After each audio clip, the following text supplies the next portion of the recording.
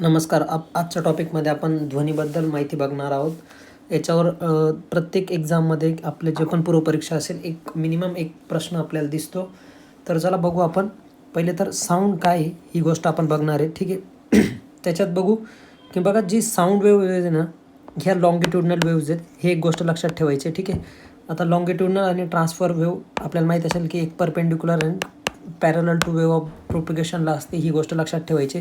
त्याच्यानंतर जर आपण पुढे बघू तर बघा ध्वनी म्हणजे ज्या ज्या इम्पॉर्टंट गोष्टी किंवा जिथं प्रश्न येऊ शकतो, एक तर काय जे हवेतील रेणू आहे त्यांचे जे व्हायब्रेशन होतं त्याच्यामुळे जे आपल्या ध्वनीची निर्मिती होती ही गोष्ट लक्षात ठेवायची. नंतर जर साऊंड ट्रॅव्हल करायचं असेल तर त्याच्यासाठी काय मीडियमची गरज असते, म्हणजे बारीक बारीक कण असावे लागतात. त्याच मीडियममध्ये काय होतं, साऊंड ट्रॅव्हल होतं. ही गोष्ट लक्षात ठेवायची. त्याच्यानंतर बघा माध्यमातील हे जे कण आहे हे जर एकमेकांच्या जास्त जवळ असतील तर आपला जो साऊंड ट्रॅव्हल व्हायचा स्पीड आहे हा खूप जास्त असतो. ठीक आहे.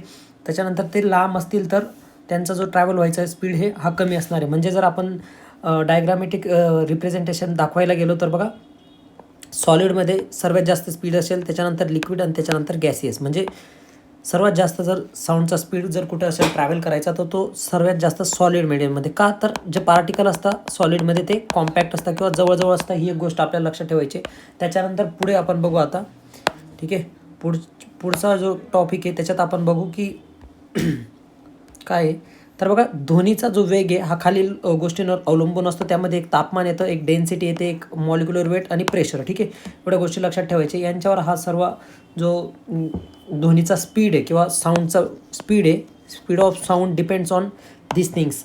एक टेम्परेचर, डेन्सिटी, मॉलिक्युलर वेट आणि प्रेशर. ठीक आहे. एवढी गोष्ट लक्षात ठेवायची. त्याच्यानंतर बघा मीडियम म्हणजे काय, जर एका माध्यमापासून म्हणजे जर सपोज हे आपण मीडियम घेतलं कोणतं तरी एअर मीडियम आणि हे डेन्सर मीडियम घेतलं किंवा हा व्हॅक्यूम घेतला कोणता तरी. ठीक आहे. तर याच्यात होतं काय की ह्या मीडियममधून इकडे जाण्याचा जो काहीतरी असतो त्याला आपण वेग म्हणतो. की म्हणजे एअरमध्ये ट्रॅव्हल करतोय साऊंड तर किती स्पीड असेल, त्याच्यानंतर डेन्सर मीडियममध्ये ट्रॅव्हल करतोय तर किती स्पीड आहे त्याचा. ही गोष्ट आपल्याला लक्षात ठेवायची. मी जसं की सांगितलं की सर्वात जास्त सॉलिडमध्ये असतो, त्याच्यानंतर लिक्विड आणि लास्ट वन गॅसियस. ही गोष्ट आपल्याला लक्षात ठेवायची. ठीक आहे.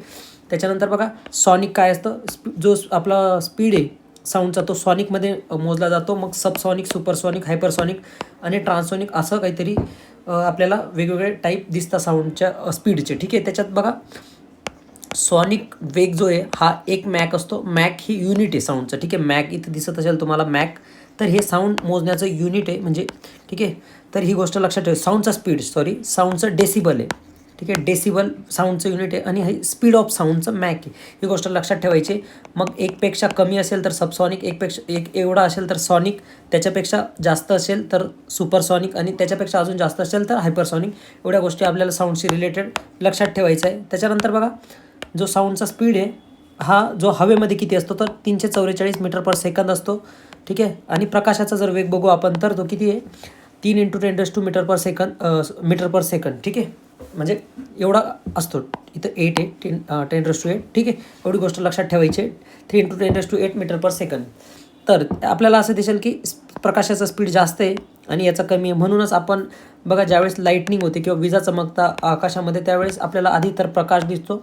ठीक आहे. आणि त्याच्यानंतर आवाज येतो ढगांचा गडगडण्याचा. ही गोष्ट आपल्याला ठाऊकच असेल. तर ही गोष्ट लक्षात ठेवायची. आणि अजून एक गोष्ट की प्रकाशाचा स्पीड हा जास्त आहे साऊंडपेक्षा. ही पण गोष्ट आपल्याला लक्षात ठेवायची. ठीक आहे. त्याच्यानंतर बघा 3 प्रकार मग याच्याने होतं. एक तर इन्फ्रासॉनिक, एक ऑडिबल जो की आपण आपल्यासाठी आहे ऑडिबल ह्युमन, आणि हा अल्ट्रासॉनिक. ठीक आहे. याच्यात काय 20 हर्ट्जपेक्षा कमी, त्याच्यानंतर 20 हर्ट्ज टू 20K हर्ट्ज. ठीक आहे.